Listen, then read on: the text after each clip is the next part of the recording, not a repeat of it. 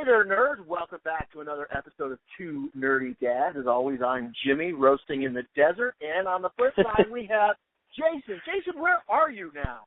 I am still in Iowa. Yeah, I just came back from Colorado, I've been sort of traversing back between a cabin and my parents' house in Iowa. So we're going to stick it out here for a little bit longer and enjoy the time we have with family, which has been real cool. That's very cool. Very cool. I'm sorry once again you had to suffer going to Colorado, especially from Iowa, but it happens. I understand. Yeah, it was torture, believe me. No, I love Steve. I bombarded Facebook and Instagram and everything with all kinds of pictures. I'm sure people were getting sick of looking at the beautiful mountains, but not me. I could never get sick of that. Well, so, with any luck, Colorado will someday get a good sports team. Fingers crossed. Hey, LeBron's back in Cleveland. I kind of wanted to pick your brain about that. I know it's not really content area for this show, but just a quick, are you excited, not excited, could care less, ambivalent, where are you at? I am cautious and thrilled. I think it's fantastic. The letter he wrote was fabulous. And I know there's a lot of people out there who are like, Cleveland burned his jersey when he left. Yeah, a lot of Cleveland did, and it hurt the way he left and how he left, and it really did because he was a Akron boy. I mean, you and I know we grew up in Akron. We got to hear all about him. So having leave, that sucks, but he needed to do it, and the fact that he wants to come back in the prime of his career is fantastic. People are talking about Cleveland again in a positive light, so I am thrilled.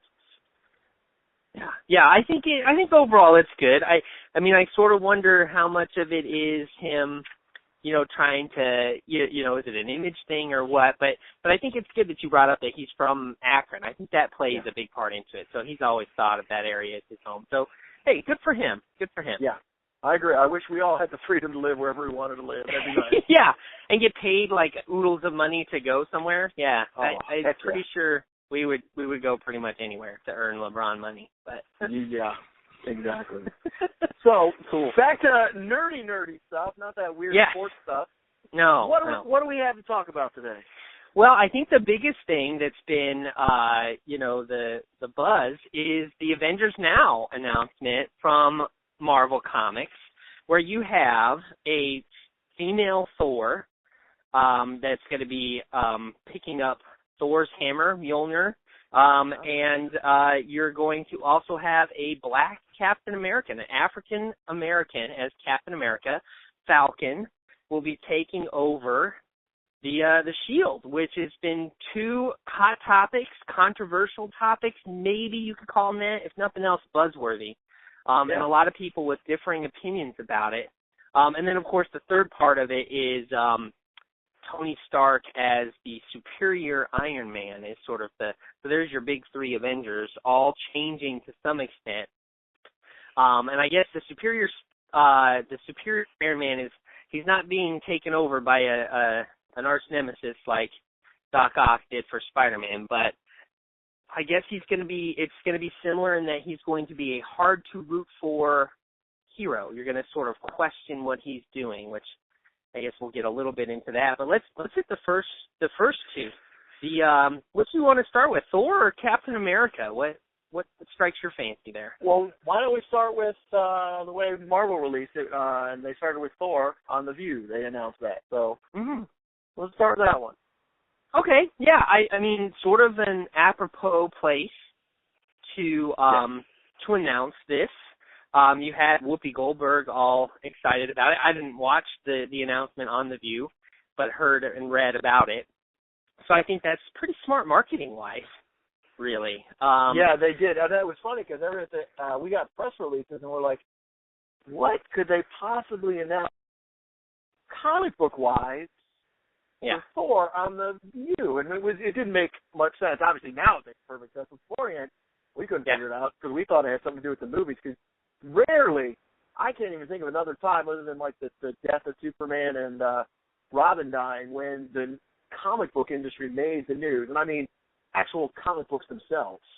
Right, yes, not movies or whatever. Yeah, absolutely.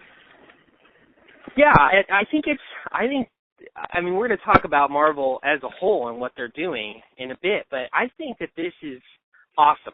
I'm all for it. I think it's great. If you haven't picked this up by now, either from my articles or from the podcast, I think that anytime you can challenge gender expectations and you can portray female characters in a positive light, that's great. I think it makes for good stories, and I think it sends a good message, and it's something that, I'm behind. The newest, articles that we just started, and you can check them out on Nerdlocker, self-plug here, sorry, self-promotion, is The Feminist Fanboy, which I just started writing, and the first one I did was on She-Hulk. And so you can read those, and I'm definitely all about female characters that are portrayed in, a positive way, and that's what that column is going to be about. And so I know I'm going to write about this, once it gets a few episodes into it, a few issues into it, and I'm excited about it.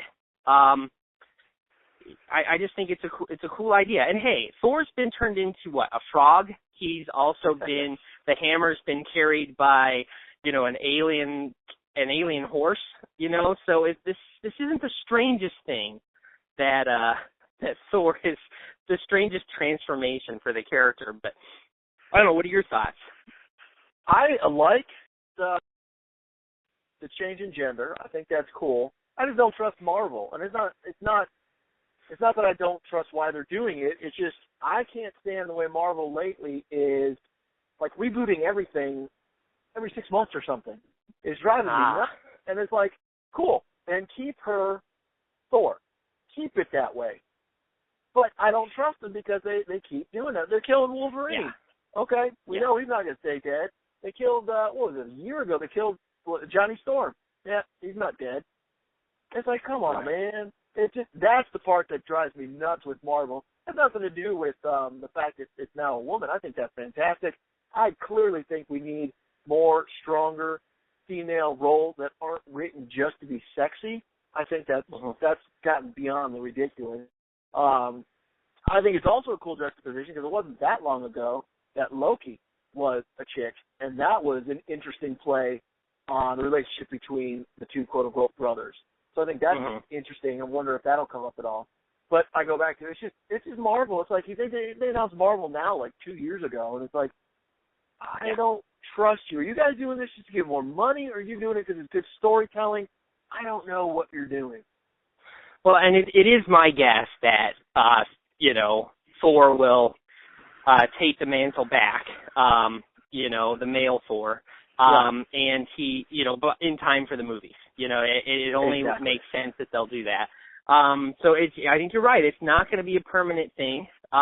If you don't know much about it, I guess from what I've read is some other character that's close to Thor, some female character will pick up the hammer, will be worthy of picking it up, and you have to be worthy of it, of the power to do so. And it could be anyone. And they've released the drawing of all the different Avengers characters, and she has blonde hair, but that doesn't mean that the character who picks up the hammer has blonde hair. So it could be anyone. And when they pick up the hammer, they just look more like Thor, because I guess I was reading a little bit into who else has carried the hammer, and this is not the first time even that a female character has wielded the hammer. Mjolnir, I guess. I think that's how you pronounce that. Mew Mew is how I like to talk about it with my kids. But you're good. You're as good as mine. I've heard it pronounced, but I just can't repeat it. All right, you'll just refrain. Yeah, that's what I say. Yeah. But I think it's great. I think it's exciting. I hear what you're saying, though, that it is, and I think that might be the biggest complaint that someone could have with this is it gimmicky? Is Marvel, and we can talk about this with Captain America too, but is Marvel just, is it just this trick, this self-promotion of like, hey, look at what we're doing, aren't we progressive? Or is it out of the story? Like, is it something that is, and I think we have to reserve judgment and wait and see. Yes.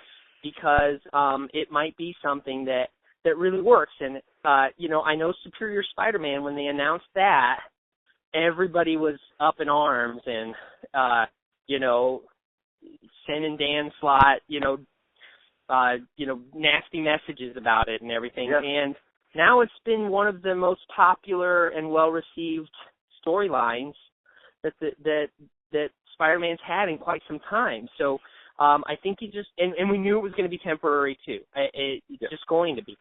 But well, that goes to our next one that you said, Falcon. It's like, okay, again, I think it's fabulous. I think Falcon is a great character. He's been, obviously he was in the last Captain America movie, so it's a great tie-in there. I have no problem with Falcon being Captain America. We've had other people be Captain America. Yeah. Cool. But he's coming back. He got killed once and he came back, so he's coming back. Yeah.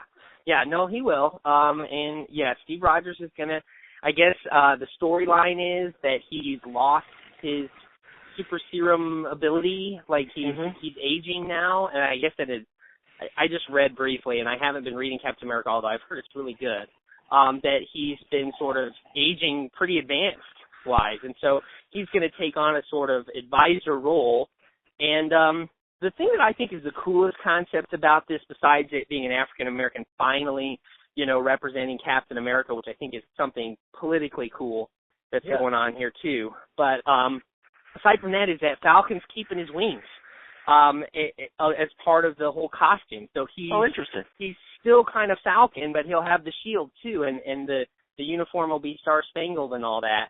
So awesome. I think that's kind of cool. Yeah, absolutely. That's very cool, and it's leads us into the next one with Iron Man. It makes me laugh because it's going to be hard to root for Iron Man. It's like if you break down Iron Man characteristics. I mean, I remember, Civil War, when it's basically him versus Captain America, and he was sort of the sellout. It's like, I didn't have a lot of fun rooting for him then.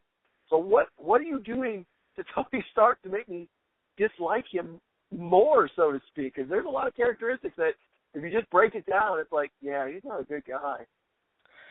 No, I wonder, I think that it might be really interesting because I think you're right. He's sort of likable for how he's dislikable. I mean, he's so narcissistic, so full of himself, and that's what makes him likable, especially from the Robert Downey Jr. portrayal of him in the films. But I think you can take that to a different place where he becomes more, instead of just narcissistic, a megalomaniac. And he could really cross that line of supervillain, where he, in the name of doing what he feels is right, and I'm Tony Stark, and I know better than you know, and I guess they're relocating him to San Francisco, which is like the hot new place. I don't know why. Like, She-Hulk's there, Daredevil's there. I was like, maybe those two are going to meet up and beat the crap out of Iron Man. I guess Daredevil is supposed to be one of the first characters to come into conflict with Tony. Really? And I guess what and from the brief amount that I read, he's supposed to use the Extremists, which I don't know tons about that except for from Iron Man 3, but I guess it's sort of a nanotechnology kind of thing, to enhance the city and make it, this futuristic kind of utopian place. And I could see that getting sort of, almost Dr. Doom-like, a little of, that, like I said, megalomaniac. And I think that could be good. At least with that, we see it fit in with the storytelling, and it can work. Whereas the other two, you have to be cautious about: are they forcing this? Yeah. Is it, like you said, gimmicky? Is it just for publicity that you're doing these things, or not? And that all comes down to the writers. And I think that you've got some good writers on these comics. So I'm optimistic towards them. I think that they can, even though they're temporary, maybe they make them work. And I'm especially excited about Falcon as Captain America. I just thought it was a cool image to see an African American donning the Captain America uniform. And I think it says a lot about where we've kind of come as a country. And, with whether you voted for him or not, I think having a black president, is kind of an interesting statement about where we are, that we can have that. I think it was a big deal. When he was first elected, James was pretty young, And one of my biggest things that I love to be able to tell them is like, James, look, anybody, as long as you work hard, anybody can be president of the United States. You know how exciting that is? Whereas, you know, for the 200-plus years before that, it was just white dudes. It's like, okay. Yeah. Now we're proving that with hard work, you can accomplish anything. I love that. I love to be able to tell my kids that. Yeah, it's great. And it's great to see, and you know how kids are. I mean, I remember my kid was the same way, and we were watching the inauguration, and he was little, and he doesn't know. And he's like, Daddy, I like this president. I'm like, well, why? And he's like, because he's got dark skin. And it was just because my son loves dark colors. Like, he loves wearing black and dark purple and stuff like that. So it had nothing to do with race or anything like that. It just was like, he just thought it was cool that he was different and that he looked different. And I think that's cool that you can see that this is something that, hey, you know, the future can be better in, you know, when it comes to race and the way we perceive that. And I think this is, you know, part of it.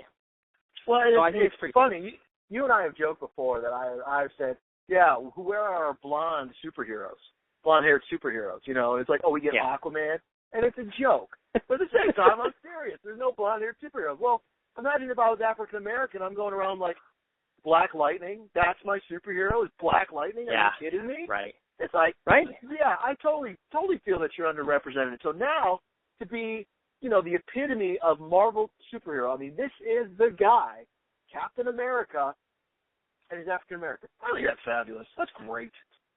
Yeah, I agree 100%. And I hope we see more characters that are African American that are portrayed in this way and are mainstream and people can identify with no matter what color you are. And I think Falcon, the way he's been written, has taken more of a forefront anyway. And hopefully even after he puts the shield down, he continues to be a popular character that people can identify with. And we see more of those characters, both female characters and male characters of whatever race. And Marvel's definitely making, I think the one thing that they're doing smart, even if it does end up being gimmicky, is they are recognizing that they need to expand their audience. Mm-hmm. And they're doing that with the female characters, all the new female titles that have been coming out, She-Hulk, Storm, Elektra, Black Widow. I mean, I think one of the coolest things is they even say, hey, go to Comic-Con and look. And open your eyes to an audience of female nerds who are there, and they're hungry. I loved that it said that he used that word, hungry for material, hungry for content. Why would you not tap into that? Yeah, it is.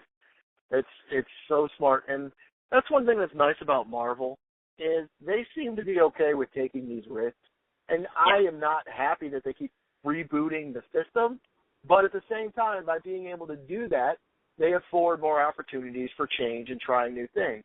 I remember, again, joking about the blonde hair, remember when they introduced blonde Peter Parker and the outrage at that back in the 90s? Yeah. I mean, at the time it was, let me get this right, the quote-unquote real Peter Parker came back because the other Peter Parker was revealed he was a clone because of the Jackal. And then after, I can't imagine it lasted too long, it came back, no, the Jackal was messing with everybody, and the blonde Peter Parker was really the clone, and the real Peter Parker came back. What a mess. What a mess. Yeah. And I understand they were trying new things. They were trying to get a new Peter Parker in there to freshen things up, which they tried several times, and Marvel cannot figure out Spider-Man to save their soul. I don't know why. But it's nice because, I mean, more recently we have North Star getting married to his partner. Yeah. Very cool. And I want to make a direct comparison to that and Batwoman in DC in just a minute. But to hit on what you're talking about is exactly right. It's great to see them, you know, taking these kinds of risks and putting themselves out there and saying, hey, let's try this out. And I saw a funny quote. It was on either Facebook or Twitter, and somebody said, the only thing that's more controversial than making a change in in comic books is making a change in religion. Like they compared it basically to like, you know, a major change in the Catholic Church. You know, you're going to get people that they don't want change. They want it the way that it has always been. And so, yeah, you always have that you have to worry about. And then that's where you see this dichotomy between Marvel and DC. Marvel's taking all these risks, and they seem to be invested in wanting to get new readership. And I think the profits are showing it. They're outselling DC, and DC is like, okay, let's just stick to the same old. We know this works. Let's just stay mainstream. And one of the things that they do is they refuse to let Batwoman, who they were, you know, for a moment, real progressive, like a lesbian character who's out, you know, and they're going to promote that, and I think it was great, but they're not going to let her get married, and it ended up causing the creative team that was working on Batwoman to leave. Because they were upset about that. And then they tried to smooth it over with, well, we're not letting anyone get married in Marvel Comics, or DC Comics. Nobody is. So it's like, really? Like, well, do you remember the other one where they came out and said a major character is coming out as gay? Oh my God, who is it? It's Green Lantern. Oh man, okay, cool, that's exciting. But not the Green Lantern you're thinking. It's like, wait, what? Yeah. What? Alan Scott. It's like, no, it's Earth 2. Alan Scott is like, I don't read Earth 2. I know nothing about Earth 2. Okay. Yeah. Cool. Yeah, and even then, I don't think Earth 2 was even its own comic series. No, it wasn't. So it was really sort of like, look, I mean, if anything was gimmicky, it was that. Like that was half-assed by far. Yeah. The other one, though, I will say, with DC, because when I was reading this, it was the first thing that popped in my head, because I remember it was a big deal. And I don't read Green Lantern. When they did the whole war with Oa and everything, it just dragged on forever, so I gave it up. But when I was reading Green Lantern, and I can't remember the last name, but Boz, the Muslim who took over for Green Lantern, and it was the first Muslim superhero for DC, I thought he was a great character. Very one of those misunderstood heroes that you're not sure not what his motivation is, but you're not sure what's going to happen because he's clearly misunderstood. He does mean good. I mean, the ring went to him, but at the same time, he got caught up in stuff that wasn't his fault. He's getting blamed for, and it was really interesting character arc. So I thought that from DC was pretty good, but I don't believe he's the main Green Lantern right now. I'm not sure, again, because I'm not reading that book, but I think they kind of put him back in the background again. Yeah, I'm not sure either, because I think I'm in the same boat as you with Green Lantern. So, I mean, it seems like DC tries to, but I think that they, like you're saying, they're much more cautious. I mean, they rebooted with New 52, which was huge, and their sales soared, and then they kind of just went back to business as usual.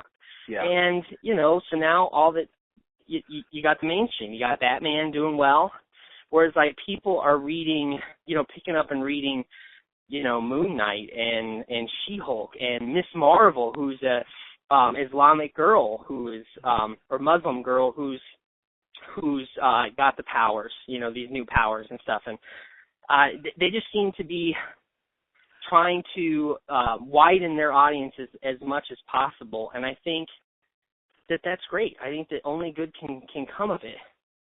And I just wonder if, because DC is older than Marvel, like we're going to talk about a bit, that Batman's turning 75. He was obviously the second DC hero to hit that milestone, Superman being the first. And it just makes me wonder if they just feel so steeped in tradition because they were essentially the first and they're the oldest, if they just feel like they have to keep these characters the way they are. They can't really change them. I just don't know. Yeah, I think that's an interesting point. Like, maybe it's that, hey, we're going to stick to, and they kind of have a history of being traditional, and Marvel kind of has a history of, you know, pushing the envelope and challenging things. I mean, you look at the superhero storylines even, and Marvel's superheroes are oftentimes the superheroes who are cursed with some sort of ability. You know, they're more complicated. They're outcasts. They're, you know, everyday Joes. Whereas, I mean, you've got Superman. Look at him. He can do anything, you know, and he's sort of the, oh, wow, I just wish I could be like him. And Batman, he's this, you know, billionaire, you know, rich white guy. And it's like, okay, well, you know, I just wish I could be him, or I wish I could be Robin if you're a kid. You know, that was the big thing with Robin. And everything for them has been sort of like, what do you want to be? Like, dream to be this. Whereas Marvel is more like, hey, this is who you would be if you were a hero. If you're a nerdy teenager, you identify with Spider-Man, you know, and that's kind of been their goal, is to go where people are and reach them where they are, and make a hero out of that. And I think in some ways that makes for better storytelling. That's a great point. Sadly, I've never thought of that. I think you're onto something, because this goes back to something I wanted to say a little bit ago. Is you and I keep referencing, I'm not so sure, I don't know that story when it comes to like Iron Man, Captain America, and Thor, basically those Avengers. Mm-hmm. And in the 90s, those characters were not popular. They were so not popular, they got sort of leased out to Image for them to take care of them. But to that end, I was reading X-Men. That was my book. Yeah. I loved X-Men, all the 20 iterations of it or whatever there was. But that was always the case. They were always feared, hunted, barely a part of society, and that's what Charles Xavier had the Institute, so he could protect them and make it a school. And the Morlocks live underground. I never thought of it that way, but you're right. The powers that are given to Marvel characters, except for a few cases, are really burdens that they have to learn to live with, whereas DC, I mean, how cool is it if you're Green Lantern and you're the one chosen with the ring, or you're the Flash and you get to tap into the Speed Force. Right. Right. Yeah. Yeah. It's an interesting kind of dynamic to see how both the companies have kind of evolved over history, and even if you look at, say, black superheroes, you know, name some black superheroes, and you got Falcon and the Black Panther come to mind right off the bat for Marvel, and then, like you said, the only one for DC that comes right off to bat is what is it, Black Lightning, or what is that? Black Lightning. I had a comic Black Lightning. In the 80s with him. Black Lightning, and then John Smith's Green Lantern is the only other one I can think of. Right. And there's others, you know, I mean, Mr. Terrific and stuff like that, but they're not anywhere close to being mainstream. No. So I don't know. It's interesting to see, you know, how these two companies are going and what's going on with them. And I think that you've got a good point, though. I mean, if this is just gimmicky, and I saw The Onion, which I love reading The Onion every now and then. Yeah. Yes. They released an article that says that the Green Goblin is now going to be left-handed. They're going to reboot the character and he'll be left-handed. And I just cracked up. Yeah, and you know, there is some element to that of like, hey, we're edgy, you know, we're trying to push the envelope here. And if it is just for the sake of pushing the envelope, and for publicity, then yeah, shame on them. But if it's not, if it's good storytelling and it is like, hey, we want to connect with more readers, then I don't see how that could be a bad thing. No, I do. I think it's a good thing, and you're right. We're going to Comic-Con this later this week, Wednesday actually, and I've only been going 3 years now, but you see the influence of women at con. It's huge. Now, I'll be honest, there's a lot of things that they're interested in that I really don't care about. The one that pops into mind is True Blood. They all want to go to that channel, and I was like, whatever. And Twilight, that was another one that was earlier, the first couple of years. It was like, okay, whatever. Don't have a clue, but whatever. But that's cool because that means our quote-unquote nerd industry is expanding. And that's, you can't beat that. We're going to have a whole generation of female nerds. And that you know, you and I don't really have at our age. Right. And they're out there. And that's the cool thing about it is, and they just want more content. And and it seems like Marvel's giving it to them. And DC maybe not as much. Although, I mean, Batgirl's a cool, I like that series. A friend of mine was talking to me about Supergirl and how she really connected with that character as being like a lost teenager's who's afraid and trying to find her identity and stuff like that, and she really identified with that. So, I mean, it's not to say that DC isn't doing it, but Wonder Woman has been knocking it out of the park. Her storyline, I love how they brought in Greek mythology. Her storyline is fantastic. Yeah, I'm a huge fan of that as well. And I wish that I could keep collecting all of the issues for them, but I make a teacher salary, so I can only buy so many books. I agree. Wonder Woman she set the standard for female superheroes, the first, and she was made out of the idea, the creator, and I'm sorry, his name's escaping me right now, but his idea was, hey, I want a superhero that isn't, I'm going to punch you in the face to solve the problem, that, and so we're going to take this female character and she's going to operate differently and kind of tone down the violence, which is, was progressive at the time. And then, of course, she's had her ups and downs as a character and as a representation of women in media, but I think you're right. I think we can point to her. She'll definitely be one of my topics for the feminist fanboy. So, cool. I think if anything, this is, no matter what, Marvel, DC, it's good. It's good that we're getting more, a greater diversity of people that are interested in comics as a medium. Yeah. Completely agree. And then speaking of tradition, we have an old man named Bruce Wayne. That's right. 75 years. This Wednesday, the 23rd, is the official date. That's Batman's birthday, because I believe the 23rd of July was when they released Detective Comics. You know what number it is off the top of your head? I should know this. I'm the Batman fan. I want to say it's 27, but hey, whichever one it is, with the classic cover of Batman grabbing the villain, swinging over Gotham City. This is where it all started. And you're right, second superhero really to hit the scene. And definitely a cornerstone of DC's, market. I mean, the Bat books are outselling everything that they have and have been a cornerstone for quite some time.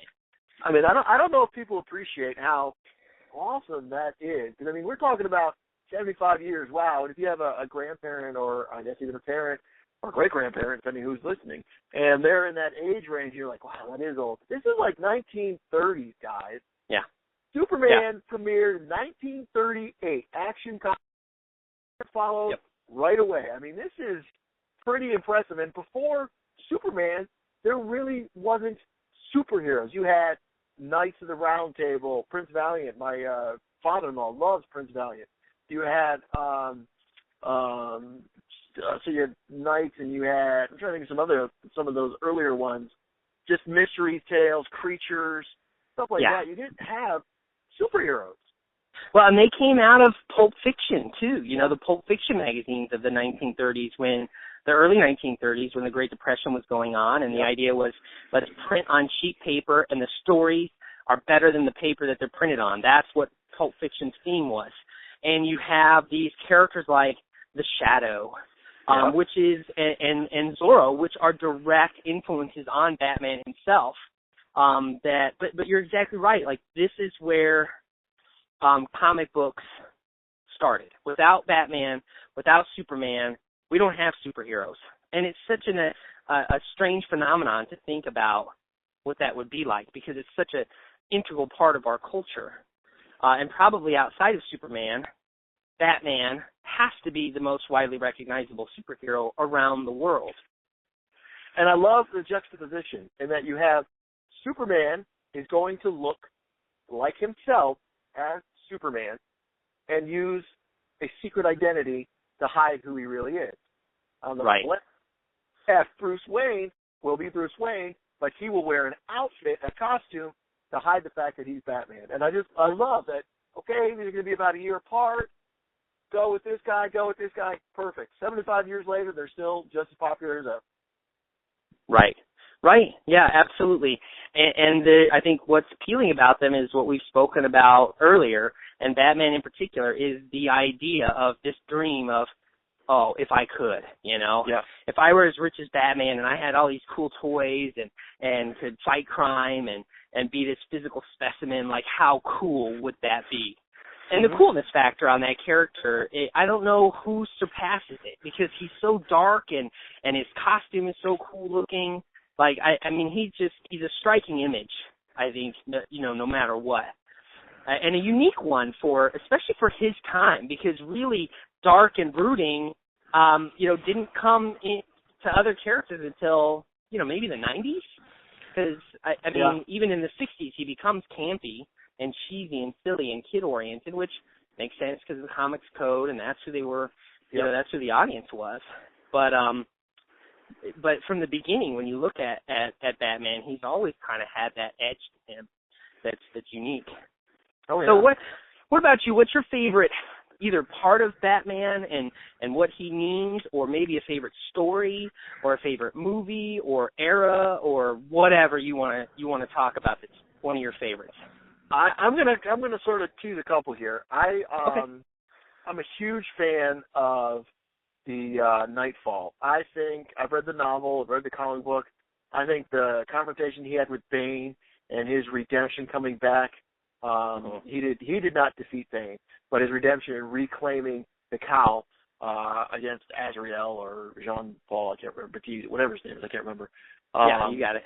Was just amazing. I love that storyline. But more recently, I'm going to go with Scott Snyder and his Court of Owls. Taking a character that is, at the time, almost 75 years old, and just turning it on its ear a little bit, and that this society of owls had ruled the city from the beginning, unbeknownst to Bruce Wayne or Batman, and basically manipulated every single thing you could possibly imagine, and just totally recreated who Batman was because he had no idea, and he had to rethink how he was going to do everything. I thought that storyline was just fantastic. It really, I know people knock the New 52, and that's fine, but I thought that in the New 52 really set the tone of where Batman was going to be and what he was doing. I thought that was great. Yeah, I think Snyder's run on it has been awesome. I picked up the graphic novel of I think it's called The Black Mirror, where he took it to a really dark place. And his writing was great. If you get a chance, pick up that graphic novel for sure. So I love what Snyder's done with the character. And I like the Court of Owls too. What I like about the Court of Owls is that it shows what wealth and history and like notoriety, how that can also be an evil influence, Yeah. And so it sort of, portrayed that idea of wealthy society as being, controlling everything with bad intentions, selfish intentions. And it was nice to see that juxtaposed to Batman, who obviously uses all of his wealth and notoriety and power to do good for the city. Yeah. Which I thought was cool. Yeah. Exactly. Yeah. What else would you recommend and is some of your favorite?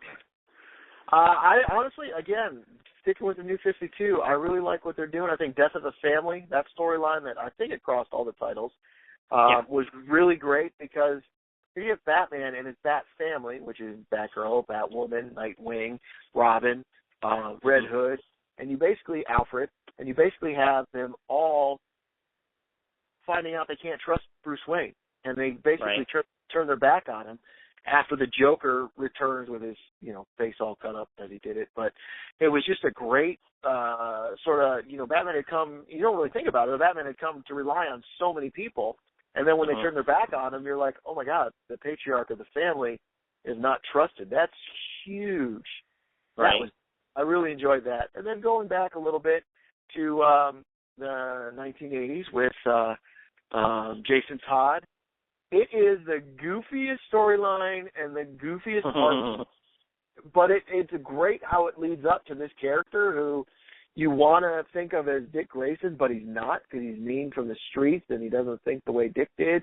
He doesn't have the same affinity and love and affection towards Bruce Wayne, who saved him from, the death of his own parents. He saved Jason Todd from the streets, but he was sort of already, you could say, corrupt. And then to watch his character downward spiral with finding out his mom is still alive, and then the Joker using that to kill him.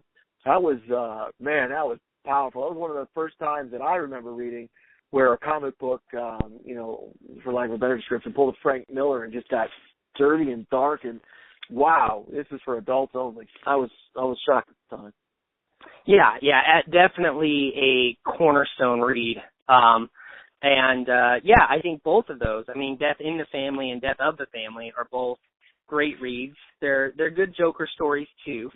And especially the Death of the Family. What I liked about that, aside from what you had already spoken of, is that it showed that the Joker doesn't care who Batman is. Like, there's that moment where he reveals that he's Bruce Wayne, but the Joker doesn't turn around because he just doesn't want to know. Yeah. That, like, it would just, I don't think it would, it showed just how in his insanity he has no desire to comprehend that, and maybe can't even comprehend it. Like, it just would not register with him. True. And so I thought that was kind of a cool little wrinkle to put into the Joker. Yeah, and it's always a game for the Joker. And if he finds out the truth, it's no longer a game. Yeah, absolutely. So any others, or should I start with a couple of mine? Yeah, go for yours, man. All right. Well, I think the first one I want to start with is one that is from our generation, and that's Batman the Animated Series. Yeah. I mean, if you don't want to read any of the Batman books, because it's just too much. It's like, oh, which one do I read? And it's just over the top. And well, check out the animated series because, I mean, you get everything that's Batman. And man, they're true to the character. And everyone, I mean, you ask anyone who's a Batman fan, and they'll tell you Kevin Conroy should always voice Batman until the day that he's 6 feet under because he epitomizes it. And you have just the entire array of his villains, are in there. And they have great episodes, and they reinvented a lot of the villains. A good example has been Ventriloquist. In the 70s, he was a joke. He wasn't even a good ventriloquist. He was one of the more comical characters, and they turned him into this fractured, human being. And you have, of course, Harley Quinn, who is one of the most popular characters, and I think most people probably know this, but she got her start in Batman the Animated Series. And then they determined, hey, this character is so popular, we've got to include her into the DC mainstream, and so they did. But even characters like Poison Ivy, she wasn't the eco-terrorist that she is, that we know now, until the animated series. So, and even Mr. Freeze was that way. He was sort of a D-list villain, and then they told this great story that, if memory serves me right, won an Emmy for his sort of, the lost love, trying to save his sick wife. And what a great, anytime you can sympathize with villains, I think it makes for good storytelling. Yeah. So that would be my first. And as far as if you read comics, for me, to add to the cornerstones you've already provided, one would be Frank Miller. And I would actually suggest, instead of Dark Knight Returns, which is a great one, I like Frank Miller's Batman Year One. Yeah. I just think that reboot was cool. It's classic. It gets back to the roots of Batman, and it really shows how he became who he is. And I think it's just a good, gritty read. And then the second one I would say that's from around the same era is The Killing Joke, which is a great Joker story. Obviously, it ends with the Joker shooting and paralyzing Batgirl. And it's written by Alan Moore, who's a great writer. He wrote The Watchmen, to give you an idea. And it just is a very well-written story, definitely a great Joker story, but also, talk about a major change in character. You're right. I think after Jason Todd being killed by the Joker, having Batgirl paralyzed by the Joker was a pretty drastic thing to do for its time. And frankly, a lot of people in the reboot for the New 52, when Barbara got her legs back and was no longer paralyzed, a lot of people were upset by that, and they thought that was that was awful, that they really respected her in the form of Oracle, and who she was as a physically challenged superhero. So it's interesting to see that. So I would recommend those two as far as reading. But gosh, you mentioned so much more. Even when Kevin Smith had his little run, Cacophony was another graphic novel I picked up that was pretty solid too. So that's cool. Lots of good stories out there. Yeah, I want to add to your Batman animated series. I think it's the best depiction of Clayface I've seen. They get his abilities and his lack of control over his abilities sometimes. They get it across so well, even better than I'd say in the comic book, because you're able to use motion to show it. And I just love every time Clayface is on screen. It's just so great. And it was pretty controversial for its time. I mean, you had, for the first time, a character shooting at the screen. Yeah. It was with a freeze gun. But before that, cartoons were not allowed to depict, violence only in certain ways. And so you literally were not allowed to have a character shoot at the audience, towards the audience. Mm-hmm. And then another that you see still in Batman, the animated series, is no one's allowed to die. So you'll see people go off the cliff, and then they have to show them float to the top of the river or a parachute to go off because you're not allowed to show them die. But Batman started to push that envelope and really kind of, the animated series said, hey, cartoons don't have to be for kids. They can be, for kids and adults. And I know there were some episodes when my son was younger, I didn't let him watch, because they were dark, and Clayface was one of them because his transformation was pretty startling. Yeah, exactly. And I one of the big storylines, it's been a long time, but it was Bruce Wayne couldn't take vengeance because he didn't know. Is that it? He couldn't take vengeance because he didn't know who killed his parents.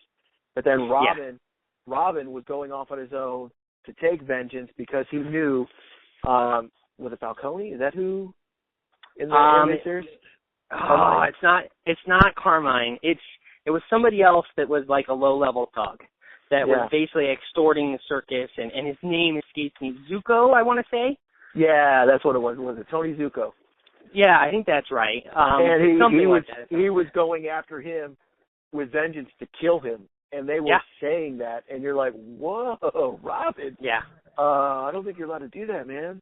But it was cool because there was a confrontation between him and Bruce was like, you will never be able to come back from this. Yeah, and last thing, because we could talk, with me, I could talk for hours on this, but the other thing I really liked about it that was unique was they drew that art on black paper. Yeah. And so everything had that dark edge, and it also had this style, this sort of 1920s, 30s Art Deco style to it that you really don't see in any cartoons anymore that have this sort of artistic style to them. Miss it, and I hope they get back to something like that. That would be cool. That would be cool. All right, sir. So what's up next? Let's go to our recommendations. Let's start with our family recommendations. So you want to start, or you want me to? Sure, I'll go ahead and start because I'm keeping with the Batman theme. Sweet. And Brave and the Bold. It's on Netflix currently, and what's really cool is they focus on a lot of the secondary characters that you wouldn't think of. Namely Aquaman. He's so goofy when he's on screen. He's great though. He's like so happy, and I'm like, that is so funny to see Batman come up against that, and it was great. Yeah. They have the Blue Beetle, which I don't think I've ever seen in an animation, but that was so cool to see him. They had the Atom. They had Elongated Man. I can't even think what else they had, but it was just really cool to see all these characters you don't usually see, and it was very nice. The kids could watch it. It wasn't scary. It was perfect. Well, and it really captured that 1970s Batman. Yeah. So it's before the dark, Frank Miller era, and I loved it for that because that was cool also. You have this sort of, it's more of an adventurous Batman. It's much more about his gadgets. Now, he's still brooding and still, like, super serious and everything, but, the Brave and the Bold comics were that way, too. It was Batman teamed up with somebody, you know, and usually it was some sort of a B-list. Who was the guy that combined the two animals? He was my favorite, and I can't remember his name off the top of my head. It's a goofy name, too, but he could, like, take a horse and a spider and, like, combine them. It was, like, the lamest superpower ever. But they would make fun of it, and yet they used it, and I think that was what made it work, is it had this tongue-in-cheek, we know what we are, we know that we're being, kid-friendly and, slightly campy, but mostly just fun. It wasn't serious Batman. It was fun Batman. And I think that was needed, and I was bummed that I think it went 3 seasons, which is pretty good. Yeah. But it was a bummer when it ended up wrapping up. I agree. Was too bad, but still, it was cool. It was nice that it had its own little niche. I agree. So what do you have? Well, mine is a direct result of our trip to Colorado, and that was on our drive back, which we had to drive through Nebraska, which I dread because it's just really boring to drive through. Sorry if you're from Nebraska, you probably know that. But on the trip back, we put in an audiobook, and it's by Lemony Snicket, which is a pen name, and he wrote the stories of a series of unfortunate events.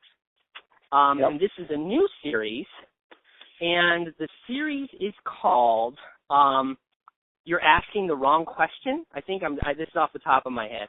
You're Asking the Wrong Question, and there's going to be 4 books. There's 4 questions that are the wrong question that he's asking. And so this first book, the question is, who could it be at this hour? Who could that be at this hour? And basically, it's got this hard-boiled detective feel to it, but the main character is Lemony Snicket himself, and he's a kid, and he references, like, he's probably 12 or 13 maybe, and he references, I think he's 13, because he references graduating from some sort of unusual school, and he's a part of some unusual secret group that he can't tell anybody about. But basically you get the idea that he's this sort of detective. And so he's chosen for himself a mentor who is number 52 out of 52. She's the worst. So she's this incompetent mentor, and somewhat, I wouldn't use the word abusive per se, but certainly does not treat him well. Sort of neglectful, maybe is a better term for it. And he sort of has to work around her and still, like, not in conflict with her. And the reason that he chose her is sort of a secret, and it's going to, they kind of, imply the reason why. But it was so that he could kind of do what he wanted to do because he has some sort of ulterior motive that he has to do. And I don't want to give away the hints that have been given so far. But it's really well written. It's very clever. There's these great allusions to other books that he puts in there. And if you know the detective, hard-boiled detective story, where you have this hard-boiled detective and you have a femme fatale who's this sort of interesting but kind of slightly dangerous character, and then you have what's called the femme auteur, which is the nice girl who's there that helps him, but that he doesn't quite appreciate enough. That's classic hard-boiled detective story, and that's in here. And so it's so fun to see that, but it's, of course, as a kid, so it's not like there's, it's not a romantic relationship. He's just sort of intrigued by them, and he likes them because that's the age that you're at, when you're 13, at least hopefully. Ugh. Nowadays, who knows? But that's another story for another day. But I loved it. The kids loved listening to it. And, man, did that make Nebraska go by fast because those 4 discs. And the other thing to mention about it is the audio is fantastic. The actor who read it, the kid actor, was great because that can make or break an audiobook. We tried the Chronicles of Narnia on the way out, and it was great up until we got to Aslan. And let me just say, it was not Liam Neeson. It was a terrible Aslan. It was just like, oh, I'm Aslan. It was just really bad, really bad. So that stinks. A great audio book. So if you have kids, you're going on a trip, pick that baby up. All of you in the car will enjoy it no matter your age. Very cool. Yeah. Very cool. Yeah, anything that makes Nebraska go by fast is impressive. Oh, isn't that true? Isn't that true? All right, how about the Nerd Cave, adults only? What is your suggestion there, sir? Well, a movie recently came out that focused a lot on apes, and I am a big fan of the franchise. I really love Rock Apes. There was a book that came out that we reviewed. I will do a self-plug called Dawn of the Planet of the Apes, Firestorm, which it takes place between Rise and then the Dawn. And then Dawn came out, went and saw that in theaters, and, man, it is – I am obviously a human, a man. I was rooting – and to me, that is amazing storytelling, amazing directing, acting, because I'm rooting for something that doesn't even exist because it's CG. It was just well told. I really like the character of Caesar. He's the main ape. It was just brilliant. I highly recommend, if you get a chance, go see it. It really, really is a great look at civilization itself, humanity itself, and how we would act if any of this happened. We would totally do exactly what they show on the big screen. So, yeah, definitely check it out. I would say Dawn of the Planet of the Apes. Yeah, I liked that movie. I got to see it this last week too, and I agree with you. I thought it was really strangely moving. You're right. You sort of sympathize with these apes. Their characters, and I think it had some nice, interesting political statements and discussions about what makes up humanity, and even humanity amongst the apes. And how we're not so different, even though we think we are, and we have a tendency to think of our enemy, our perceived enemy, whether real or not, as subhuman. And so, what a great sort of message. I think that's good. I'm glad you mentioned that. Mine is going to be only slightly related to our Batman discussion in that it's Scott Snyder. I got a chance to pick up the first graphic novel of American Vampire. Yeah. And I really, really, really liked it. I've always kind of had liked vampire stories. I love Dracula. I love the classics. I liked Interview with the Vampire to some extent. I didn't read the books. I'm talking about the Tom Cruise, Brad Pitt movie. And I'm with you with Twilight and True Blood. I just couldn't quite get into that, and I think it's partly because I'm not the demographic they're shooting for there. But this was great. What I loved the most about it was the setting, the history. They said it basically. There's two stories, and it's written by Snyder and Stephen King. Wow. And the Snyder storyline, yeah, it's great. The Snyder storyline set in the 1920s in Hollywood, and the Stephen King storyline is set in the West. And you have this basically villainous character who ends up he's like a bad like he's a bandit, and he's sort of ruthless, like a Jesse James, kind of ruthless, awful murderer.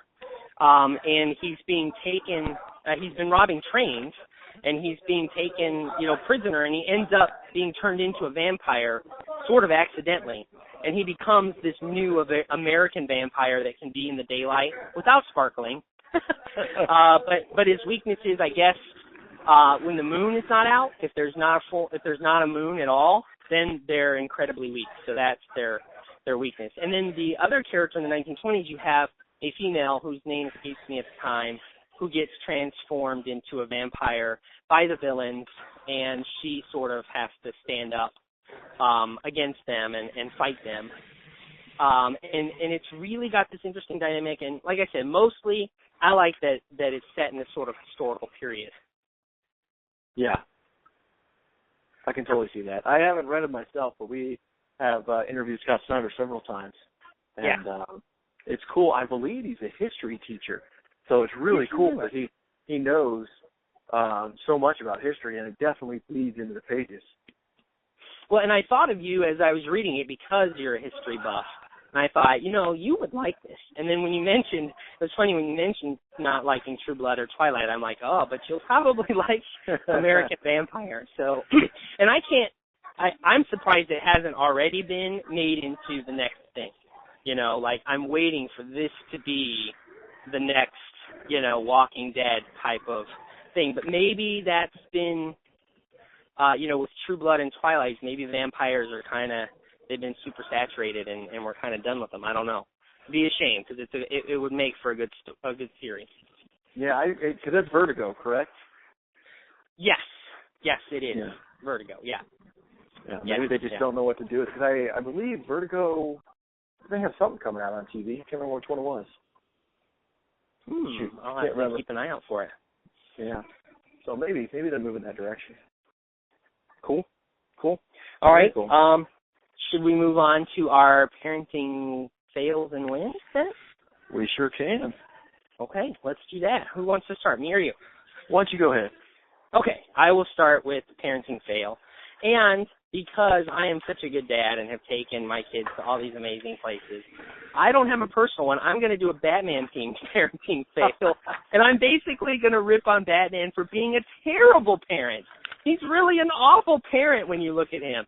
Whether it's his actual son who dies, now albeit his choice in, maybe we should blame him more as a terrible husband, his choice in mother, I suppose, they're not actually married, but she's the one who kills him, and I don't even know, isn't Damien like a clone of him or something anyway? It's not like actually his physical son. I'm not quite sure. Yeah, but, I don't remember.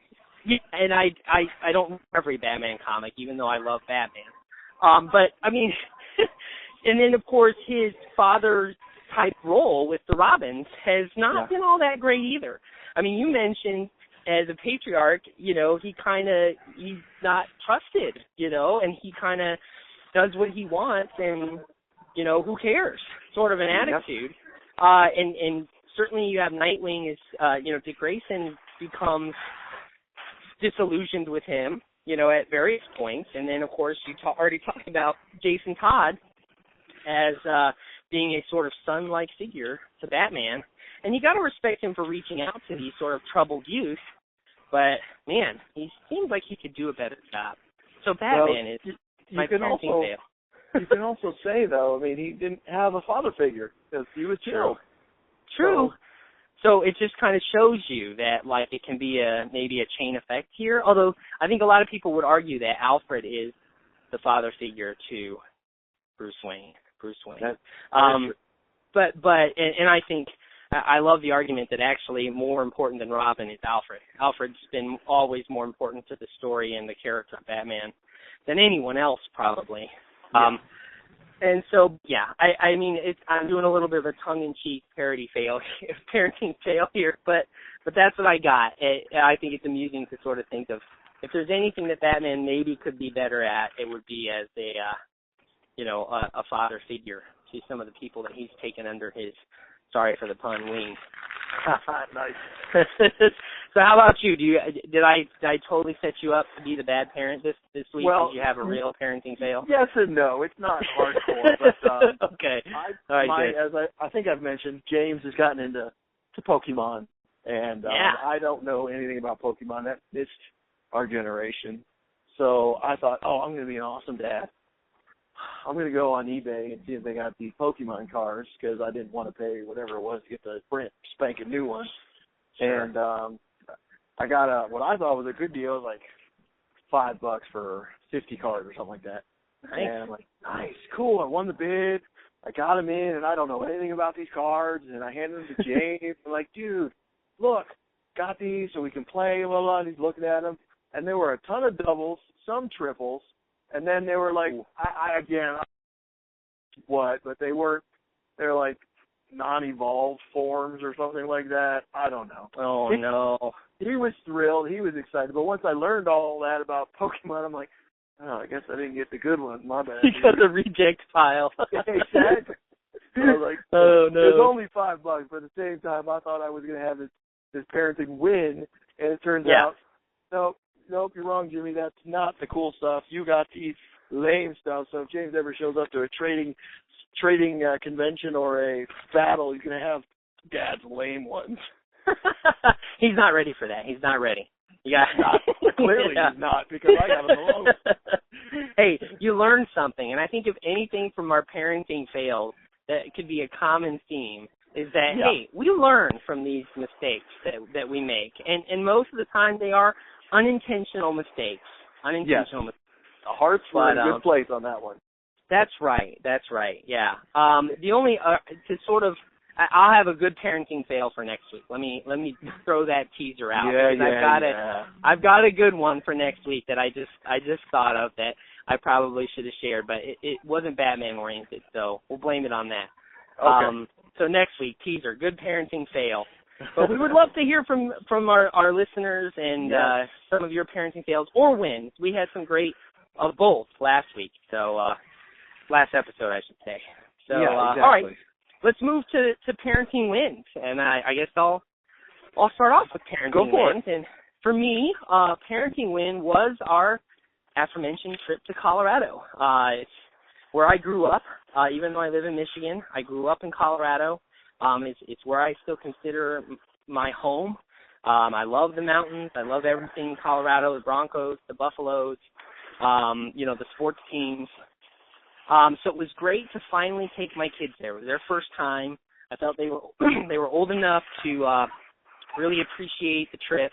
And we got to do some awesome things. We went horseback riding in the Rocky Mountains, in Rocky Mountain National Park, which was awesome, and the kids loved it. And they both were great at it. They'd never been horseback riding before, and they were like pros.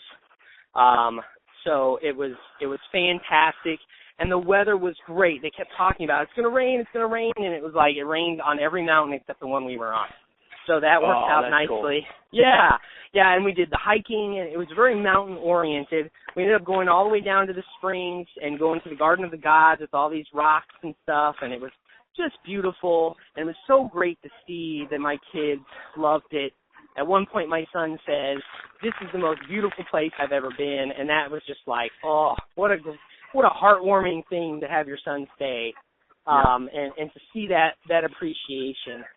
And it was great to see that we crammed a lot into 4 days, but man, it was great to see that we got so much in, and the kids appreciated it, and that was key. And so parenting win, trip to Colorado, that was mine.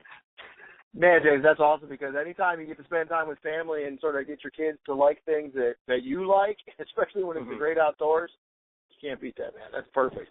That's fantastic. Definitely. My parenting win is nothing big, nothing fantastic, but, man, it made me feel good because I felt like a kid. We are, as I am sure the world knows now because I won't stop talking about it, living in a hotel because our house is waiting to get ready. So we've been in a hotel for 3 months now, and it is awful, yes. Yeah, I imagine. We do have our own pool that is taken care of on a daily basis, which is very nice. So this weekend we were at the pool, as we have been quite a bit, and I don't know what it was. Maybe I had a little extra orange juice, or I don't know, but the kids were just jumping off the side and like, come on, Daddy. So they jumped in, and I quickly, while they were still underwater, jumped from my seat as spry as you could imagine and ran over and did a huge cannonball, and I got them good. The whole pool was large waves, water everywhere. I felt so cool, and the look on their faces at seeing their dad jump up, run around, and do a big cannonball, they were so thrilled. They were squealing and laughing and giggling, and I was too, and it was really cool. It felt awesome. So if you're timid about doing a cannonball this summer, don't. Just go do it. Who cares? That's awesome. Good for you. Yeah, that's awesome, especially considering it was a pool-related parenting win. So I think this redeems you from your pool-related parenting tales from before. It has to. And that's what I learned. I'm not going to throw my kid into the water. I will throw myself into the water. There you go. Much more successful. That's great. And just the simple joys like that, I think we both hit on some real simple joys. And the best way to have a parenting win, I think, is just spending time with your kids. And that's so key. And sometimes we get so busy with doing, our jobs and every other commitments that we have as adults. Sometimes we forget about that, and it can be as simple as doing a cannonball in the pool that can light up their day and be something that they'll, remember and connect with and just be a nice family moment. So great parenting win. Yeah, I think both of us. I think we did well this week, sir. We did. We did. Awesome. Cool. Well, good episode 8 in the books. I think so. Episode 8 in the books. We will reconvene after Comic-Con, which I am very excited about. We're going to talk about a lot of cosplay and what's going on and new stuff. Yes, and I am, as always, very jealous of because I do not get to go. Being way out here in the East Coast, Midwest, I suppose, is a better phrase for it. But so jealous to see you guys go there. But as I've said many times, just move out of that horrible state known as Michigan, and you have one day, maybe. I don't know if I could ever handle Vegas. because the desert, I just don't know. But it's someday a balmy 114 degrees today, man. I bet it is. That's great. Great weather beautiful. for you guys. Hey, it's a dry heat. That's the key, which is true. I do like dry heat better than it is a dry. I think even the Joker would be going, "Are you insane?" Awesome. All right, Jimmy. Well, everybody have a great couple nerdy weeks, and we'll see you after San Diego Comic-Con. Definitely. And don't forget to check us out on Nerdlocker.com, YouTube Nerdlocker, Facebook Nerdlocker, Twitter Nerdlocker, Instagram Nerdlocker, and wherever else you might find Nerdlocker. Have a nerdy week, guys.